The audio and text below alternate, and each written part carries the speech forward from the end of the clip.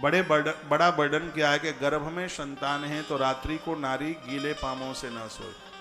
Palm धोती है तो उसको पोंछ करके सोए और मुक्त केसों से, धीमे खुले केसों से न सोए। रात्रि को जूठे मुंह से न सोए।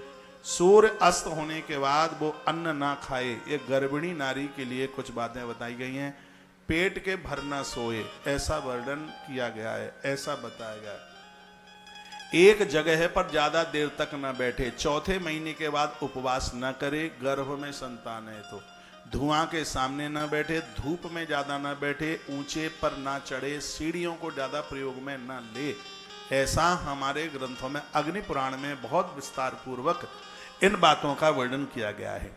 गौ माता के गब्य के द्वारा बनी हुई चीजों का वह प्रयोग करे। मसाले ज्यादा ना खाए। नमक मिर्च ज्यादा ना ले। तला हुआ ज्यादा ना ले। बासा भोजन न ले। यह उस नारी के लिए बताया गया है। गरिष्ठ भोजन ज्यादा ना ले और दाल और भात भी ज्यादा ना खाए।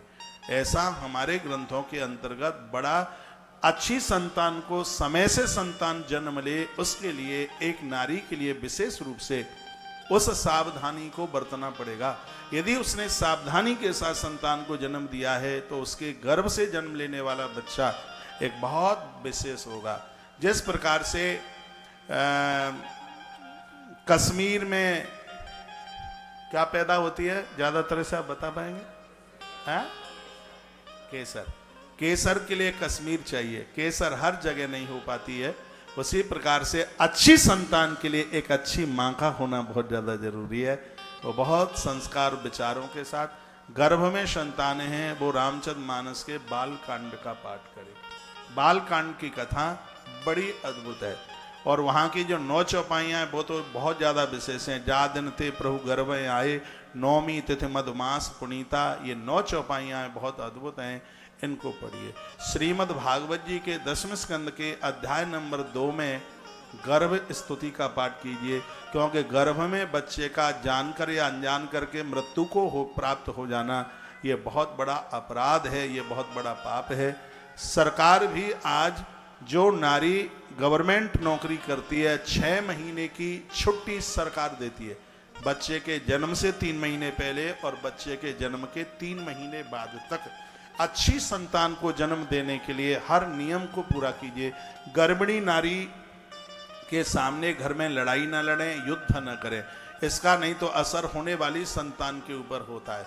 उसको प्रफुल्लित, उसको मुस्कुराते हुए, और जब गर्भ में संतान है तो उसको पियर मत जाने दीजिए, उसको उसके मायके मत जाने दीजिए। यहाँ माताएं बैठी हुई हैं, आपकी बेटी ससुराल में है, उसको संतान डिलीवरी होने वाली है, आप अपने घर पर बिल्कुल भी नहीं बुलाइए, क्योंकि ऐसा पियर मायके में ही ऐसा है घर जहाँ नारी स्वतंत्र होती है, चाहे जहाँ आ सकती है, चाहे जहाँ बैठ सकती है, ऊपर छत पर नीचे फुदक फुदक करके चलती है, क्योंकि पियर होता ही ऐसा है, मायका होता ही ऐसा है।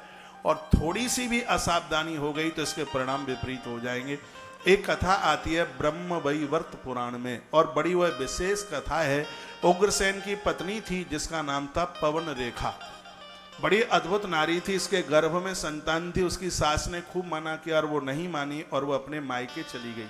गर्भ में संतान थी, स्वेच्छा से घूमना। एक दिन बगीचे में गई, उस बगीचे में द्रुमिल नाम का राक्षस रहता था। उसके गर्भस्थ शिशु के ऊपर, उदर के ऊपर उस राक्षस की दृष्टि पड़ गई।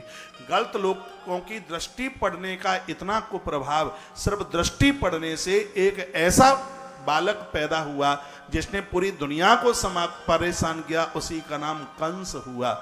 नहीं तो वहां तो एक किसी महापुरुष को जन्म लेना था, वहां कसाई पैदा हो गया, क्योंकि द्रुमिल नाम के राक्षस की सिर्फ दृष्टि पड़ गई थी उदर के ऊपर। बुरा मत मानिए, जो संस्कारीय परिवार की बहू बेटियां हैं, लाज मर्यादा के साथ रहती हैं, बेटियों के कंधों पर चुन्नी होती है, देवियां इस तरीके से चलती हैं, वस्त्र ऐसे पहनती हैं, कपड़ा ऐसे पहनती हैं कि उनके उदर को कोई देख नहीं सकता। ये संभ्रांत अच्छे परिवार की बहू और बेटियों के बारे में बताया गया है। नारी इस धरती की आन बान और शान है। मैंने बहुत बार कहा है कि जिस धरती की नारी अपने धर्म को बचा के रख ले तो पुरुष बिगड़ने से बच जाएंगे, और नारी ने अपना धर्म उतार दिया तो ये सगरे जो पुरुष हैं वो सब बर्बाद खत्म हो जाएंगे, कुछ बचेगा ही नहीं। इसलिए नारी को अपने धर्म को संभाल करके रखना चाहिए। आइए प्रसंग में लौट करके आइए। गर्भ में संतान है तो घर में कलह ना करें, घर में झगड़ा ना करें, घर में उत्पात ना करें। गर्भिणी नारी का विशेष ध्यान रखें। गौ माता के घृत की व्यवस्था की जाए, उसको बाजारू चीजें खाने से